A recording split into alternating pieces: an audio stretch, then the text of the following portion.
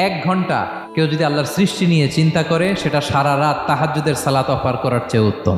আমরা অনেকে মনে করি শুধু তাসবিহ পড়াই ইবাদত, শুধু কোরআন তেলাওয়াতই মনে হয় ইবাদত, শুধু কিয়ামুল লাইল করা ইবাদত। কিন্তু বিশ্বনবীর সাহাবী, যিনি ইসলাম আমাদের চেয়ে ঢের বেশি বুঝেছেন, তিনি বলেন আল্লাহর এই সৃষ্টি শৈলী, এই সৃষ্টি নৈপুণ্য নিয়ে 1 ঘন্টা চিন্তা করা, ক্রিটিক্যাল থিঙ্কিং করা, সারা রাত নফল তাহাজ্জুদের চেয়েও সেরা। সূরা আলে ইমরানের 190 নম্বর আয়াতে আল্লাহ তাআলা বলেছেন, যারা আকাশ বাতাস পৃথিবী সৃষ্টি নিয়ে চিন্তা করে এবং সর্ব অবস্থায় আল্লাহ তাআলার জিকির করে এবং তারা তাফাক্কুর করে, ক্রিটিক্যাল থিঙ্কিং করে এবং তারা বলে মা খালাকতা হাযা বাতিলা, হে আল্লাহ তুমি অনর্থক কিছু সৃষ্টি করো নাই।